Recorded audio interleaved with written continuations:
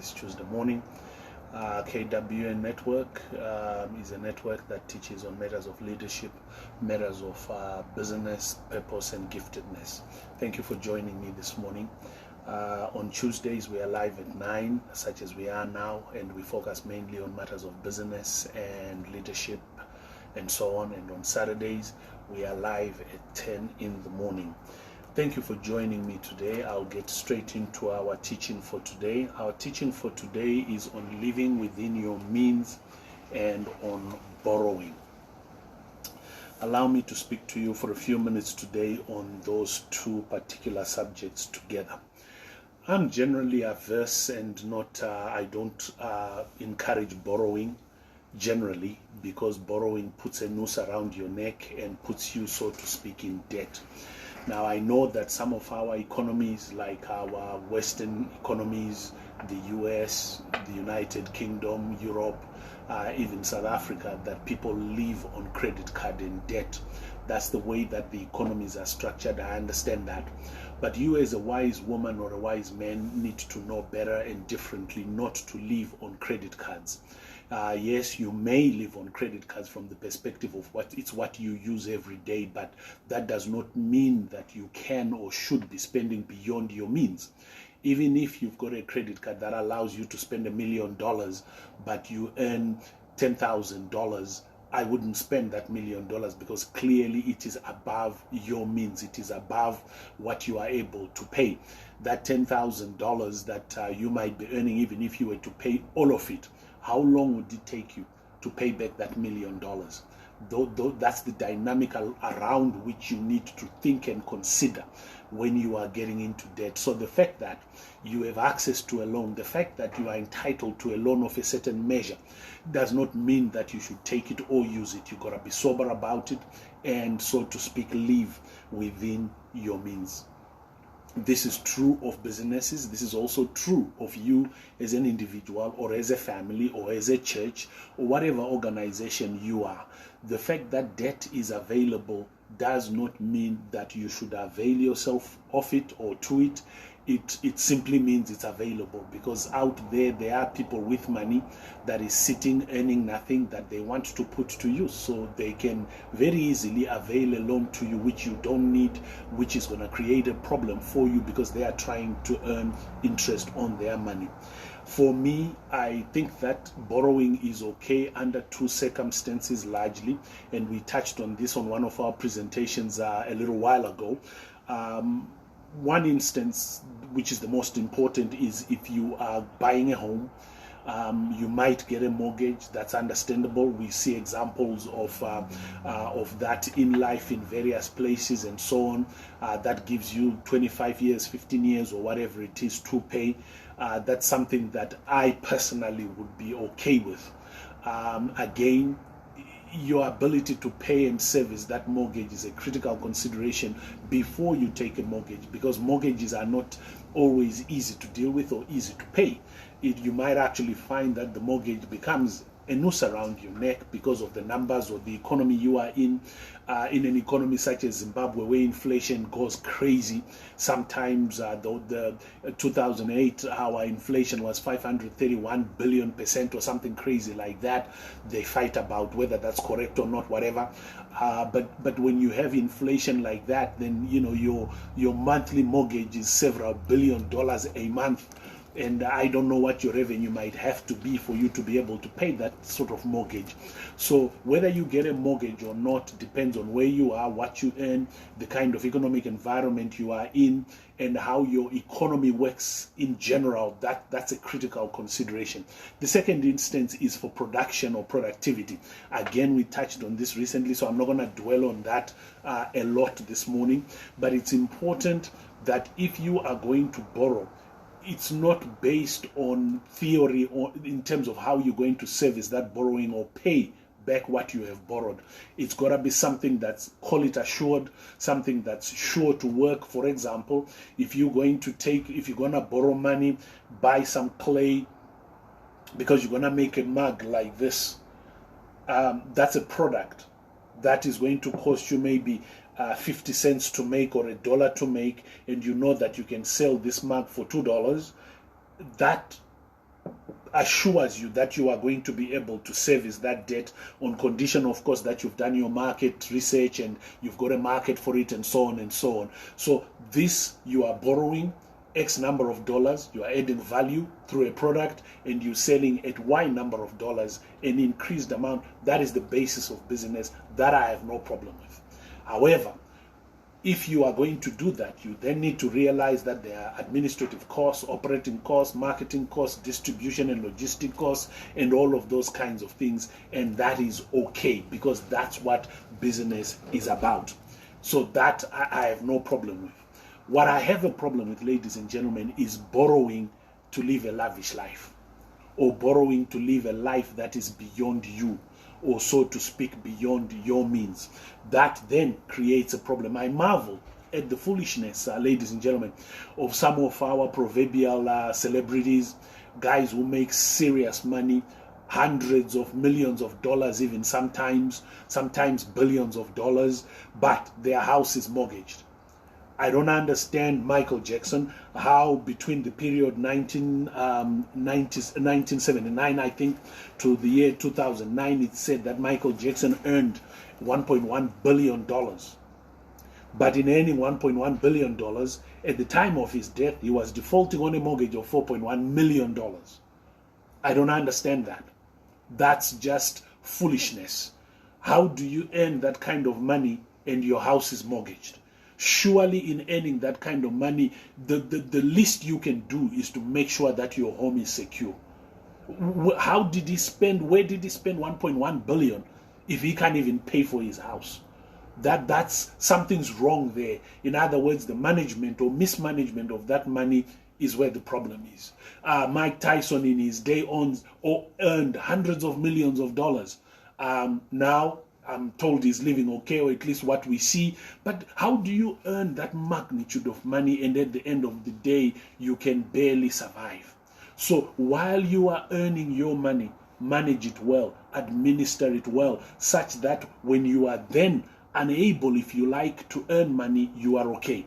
I'll come back to that in a minute.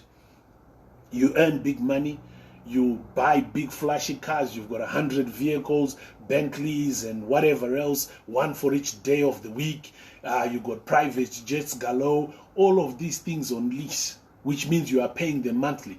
What some of these guys then forget is the fact that most people in their earning capacity have a season, especially if you are in the sporting arena. You can't be number one sportsman for 50 years. Your sportsmanship is peak maybe when you are 18, 20, until maybe you are 35. Then the 18-year-olds and the 20-year-olds are beating you silly, or they are running faster than you, or they are playing better cricket or rugby than you are. You are past your prime. It is during that season, while you are making maximum dollar on your sportsmanship or sportswomanship, that you earn your best money, you invest it, you secure certain things that are critical to you, such as your home, such as your vehicles, such as your children's school fees, and whatever else you might need to secure. You secure it during that season, so that when you are past your prime in terms of sports, you are not worrying about how am I going to service a mortgage. You've bought a house for $100 million, $50 million, that demands a huge amount of money as a monthly mortgage, which you can pay while you are in your prime as a sports person or whatever it is. But once you are done with being the top sports person, once you are past your prime, how are you going to pay that mortgage? Because your revenues have changed. Your lifestyle must then be adjusted. But most people who've lived a lavish life then struggle to adjust their lifestyle to a realistic lifestyle, or a lifestyle that is commensurate with their earning capacity past their prime. This is a problem. I remember watching the Rocky movies with Sylvester Stallone, how you'd earn so much money fighting Drago, or fighting this, he wins, he makes money. But at some point in time, he lost all of it, and he went back to live in the ghetto. In fact, one or two of the movies are based on him now living back in the ghetto. That should not be the way our lives run. If you're going to create a quality of life, good. Whatever quality it might be, you then have to worry about how do I sustain it. And sustaining it then becomes an issue of you have paid up what you owe and you've got an income stream that is commensurate with that standard of living or quality of life that you believe in. While you are in your prime, develop a culture of saving. Bishop says that you should save a minimum of 18% of your income. I would even increase it to say while you are in your prime, particularly if you are one of those guys in sports or some of those things that are seasonal or that will come to an end at some point, save even more. So that when you are past that point, you can live off those savings. I remember telling a young cricketer, he was playing at national level, international level, going all over, earning really good money. I remember telling him that, you know what, I won't mention his name. I remember sharing with him and saying, look, right now you are earning. Buy your house or buy a piece of land, build on that piece of land, secure your home or nothing on it. Secure the things that are critical to you. Invest in a place where after you've invested, your quality of life income can come from there. And he did. I'm glad he did. His home is secure. He doesn't have to worry about a mortgage. He doesn't have to worry about rent. He just has to worry about his utilities because his prime is now over. Now I think he's actually coaching. He moved out of the area that he was living in at that point. He's migrated or whatever it is, but he is secure in terms of what he does. Living beyond your means, especially living on debt, ladies and gentlemen, is foolishness. Live within your means. If it means you can't afford a big German car, a 6-liter engine or a V12, then it's okay to drive whatever you drive. Live within your means. If it means you are living in a middle income house that you own, it's better than living in a high income house in the most expensive part of the country on rent that you can't afford or that you are struggling to pay. It is better to live where you can afford whatever that might actually mean rather than living beyond your means. The same is true of businesses. Live within your means. Don't rent facilities you cannot afford. Or even better, buy your own facilities when you can afford them so that you don't have to worry about rent. And if the business must pay rent, which is fine, then you create a separate vehicle where your business pays rent too. That can actually become part of your rent, your retirement annuity, where the business, because a business should be able to afford the cost of rent on its products. You factored the cost of logistics, salaries, whatever, and obviously an administrative cost of rent. So you could actually be paying rent to a separate vehicle where that money is being saved or whatever it is. That's all good, rather than continuing to be renting where you may not need to be renting if a little wisdom is exercised. Whether you are, even if you are a church, don't rent premises that you cannot afford. Rent premises you can afford. Yes, I know there's a measure of growth that you're looking for, a measure of stretch that you're looking for. That's all good. But don't be renting $1 million property and your income is 10 cents. That's not stretch, that's folly. Let's be wise. Christ in Luke 16 says, the children of this generation, of the children out there, the people out there are wiser than those, the children of the light, the people who are in the light. Let's exercise wisdom. Because there is no glory for God in us now being hounded by creditors or being unable to pay that debt, and it brings not only your name, your brand, the brand of your organization into disrepute, but more importantly, it brings the name of God into disrepute, because they'll say, that Christian, he can't pay his creditors, he can't pay his debts, and so on and so on. And that's not good for you or for those that you represent. I'm going to stop there for today. I pray that has helped somebody. We need to live within our means. And if you are in debt right now, I pray that God gives you the opportunity to make some money, retire that debt, honor that debt quickly, or those creditors, and pay them. Don't run away from them. Deal with them. Go to them before they come to you and say, look, I know I owe you. I'm not able to pay right now, but I can do this. I can pay you 10 cents right now, or 10 cents in the dollar until I'm done. Don't run away from them. It only makes it worse. So, Father, this morning I pray for my brother, my sister. Give them, Lord, the ability, the wisdom to earn some money and pay who it is that they owe, that they need to pay.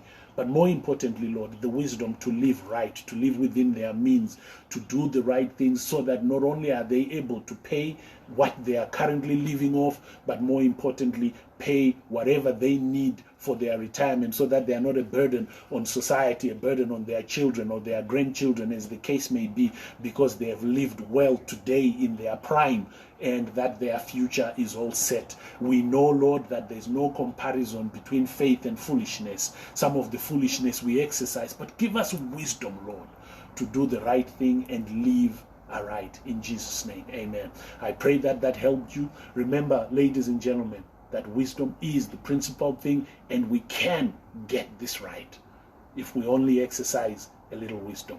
God bless you.